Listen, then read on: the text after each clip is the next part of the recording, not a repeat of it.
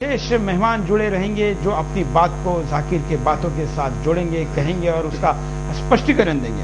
हमारे साथ है डॉक्टर सुरेंद्र कुमार जी। सुरेंद्र कुमार वैदिक विद्वान हैं और आर्य समाज के बड़े कार्यकर्ता और नेता भी है। हमारे साथ आचार्य अमित वशिष्ठ जी है जो कि राष्ट्रीय अध्यक्ष है वैदिक चेतना जागृति संस्थान के। हमारे साथ आर्य जी पहले से जुड़े हुए हैं और हमारे साथ रमेश शिंदे जी भी पहले से जुड़े हुए हैं। हम चारों अतिथियों के साथ इस कार्यक्रम को आगे बढ़ाते हैं, लेकिन नजर डालते हैं पहले मुद्दे पर।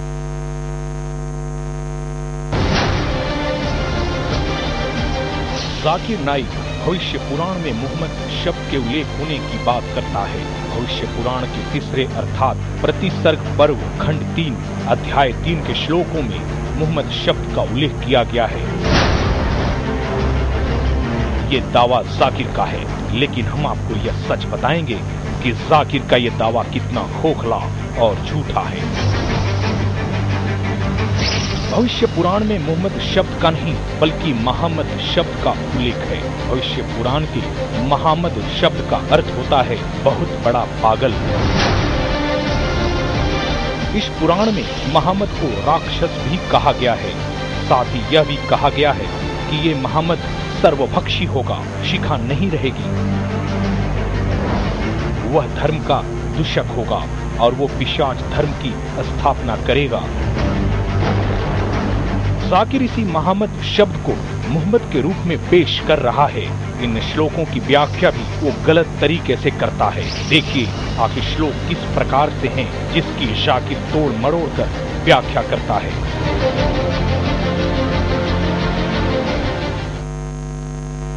तो हम वेदों के कुछ आपके सामने जो जाकिर ने उल्लेख किया है उनको दिखाएंगे और साथ साथ में हमारे साथ जो विद्वान है उसके ऊपर बात करेंगे।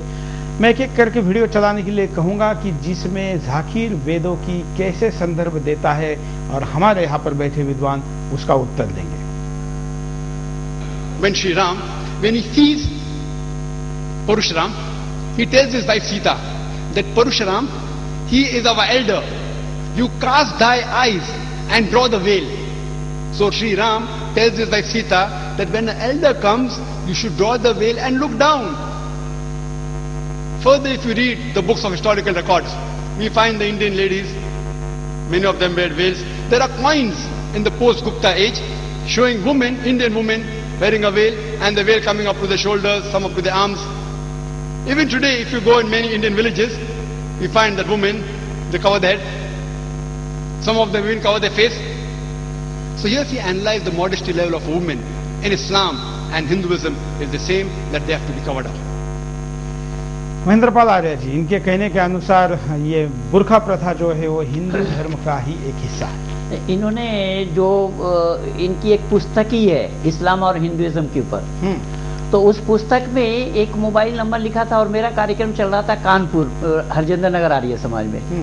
तो उस मोबाइल नंबर पे मैं मिलाया तो वो कॉल जा लगी लखनऊ में। तो लखनऊ वालों से मेरी बात हुई और मैंने कहा कि भाई इस मुसन्निफ से हमें बात करनी है, यानी लेखक से।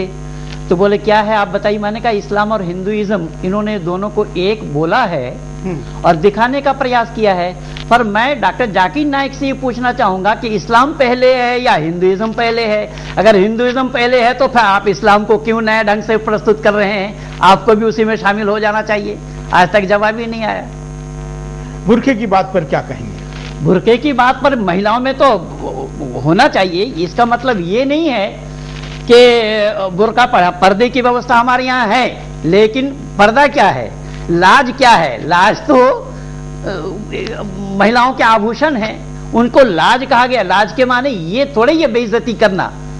तो जहां तक बुर्के की बात है तो बुर्के के लिए हमारे वैदिक संस्कृति में या हिंदुइज्म में कोई गुंजाइश नहीं है। जिस तरीके से हमारे यहाँ पर महिलाओं में और पुरुषों में समान अधिकार है, लेकिन कुरान समान अधिकार न देने न मानने के कारण ही उनके पास बुर्के का प्रावधान है। जैसा हमारे यहाँ पर महिलाओं में और पुरुषों में बराबरी है, लेकिन इस्लाम में बराबरी नहीं है। इस्लाम में महिलाओं को आधा माना गया है। एक पुरुष अगर गवाही दे रहा है और उसके खिलाफ महिला को गवाही देनी हो तो 2 महिलाओं को गवाही देना पड़ेगा। पिता के संपत्ति में लड़कियों का 4 आना का हक है, पति के संपत्ति में 2 आना का हक है। भाई वैदिक संस्कृति को जाकिर नाइक क्या जानेगा कि वैदिक संस्कृति में हमारे यत्र नार्यस्तु पूज्यन्ते रमन्ते तत्र देवता बताया है मनु महाराज ने। क्या जहां नारियों की पूजा होती है वहां देवता का निवास होता है। बिल्कुल, हम वेद मुकद्दस में आया है स्त्री बहू भी था। सुरेंद्र जी कुछ कहना चाहते? जाकिर नाइक की स्पीच को सुनकर के मैं ये अनुभव कर रहा हूं कि जाकिर साहब प्रत्येक बात को और प्रत्येक संदर्भ को गलत रूप में प्रस्तुत करके लोगों को, श्रोताओं को गुमराह कर रहे हैं। जो बात सीता के विषय में जाकिर नाइक ने कही है, मूल ग्रंथ जो रामायण है, वाल्मीकि रामायण, उसमें कहीं ये संदर्भ नहीं आया है। मैं ये कहना चाहूंगा कि यदि किसी स्त्री को या किसी छोटे बच्चे को बड़ों से आंख नहीं मिलाने की बात कही जाती है तो वहां पर्दा प्रथा नहीं होती, बल्कि उसको सम्मान देने की बात होती है। और वाल्मीकि रामायण से नाइक साहब वो उदाहरण क्यों नहीं देते, जब सीता और उनकी बहनों का विवाह हुआ तो वहां पर पर्दा नहीं था, इसलिए हिंदू धर्म के साथ बुर्का प्रथा को जोड़ना सरासर गलत है। बिल्कुल। मैं यहाँ पर एक बात कहना चाहूंगा कि जितने हमारे देवियों के चित्र है, मैं मतलब जो नारी है हिंदू धर्म में उसकी बात ही छोड़ देता हूं, जो देवियों के चित्र है क्या वो बुर्के में है? तो इसका उत्तर जाकिर नाइक ने देना चाहिए। दूसरी बात मैं कहता हूं कि जो हिंदुस्तान की महामहिम राष्ट्रपति थी प्रतिभा पाटिल जी, जिन्होंने जाहिर स्तर पर यह कहा था कि हिंदुस्तान की औरतों को, हिंदू औरतों को बुर्के की प्रथा कहां से आई, तो जब इस्लामी आक्रमण हुआ और घर से बहु बेटियों को उठाकर लेने की बात होने लगी, तब जाकर के बुर्का हिंदुस्तान में आया। यह मैं हिंदुस्तान की राष्ट्रपति ने कही हुई बात कहता हूं। तो जाकिर नाइक ने यह देखना चाहिए और उन्होंने इस बात को समझना चाहिए कि जो आप बात कह रहे हैं उसका कोई आधार नहीं है। जो ये बात कहते हैं, यहां पर मैं और एक बात बताना चाहूंगा, जब प्रभु श्री राम जी लक्ष्मण जी को ये कहते हैं कि आप सीता के पास जाइए, तो वो कहते हैं कि मैं अपनी जो भाभी है उनके केवल चरण कमल आज तक देख पाया हूं, मैंने कभी उनका मुख नहीं देखा है। तो ये यहां पर जो इस्लाम में या जो जाकिर नाइक कहते हैं कि आदमी की नजर बुरी होती है उसके लिए बुर्का होना चाहिए, हिंदुस्तान में तो आदमियों को बताया गया है कि मतलब आपको स्त्रियों के साथ व्यवहार कैसा करना चाहिए, तो यहां पर बात ही नहीं आती है। तो ये जो बातों को आप तोड़ मरोड़ करके यहां पर रख रहे हैं, इससे जाकिर नाइक को बाज आना चाहिए। नाइक जी को मैं ये सलाह देना चाहूंगा कि आप सीता के स्वयंवर का उदाहरण दीजिए कि सीता ने स्वयंवर किया था और स्वयंवर करते समय कभी भी बुर्का नहीं होता, उन्होंने खुले मुंह से अपना स्वयंवर किया था। तो बुर्के की प्रथा को रामायण या सीता के साथ जोड़ना उसकी सरासर गलत व्याख्या है। अच्छा, अमित जी कुछ कहना चाहते हैं? जी, मैं इसमें ये कहना चाहूंगा कि जाकिर नाइक ने वो संदर्भ केवल बोल दिया है कि ऐसा कहा है, लेकिन मूल श्लोकों को उसने सामने नहीं रखा है।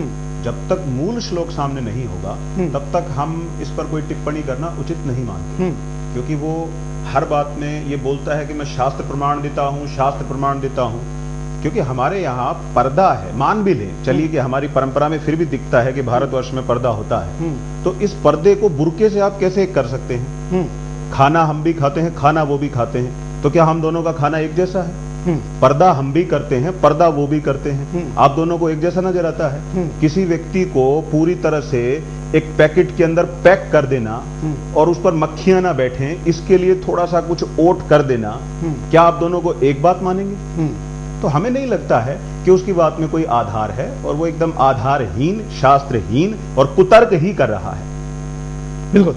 हम दूसरा वीडियो यहां पर दिखाते हैं, उसकी भी चर्चा करते हैं।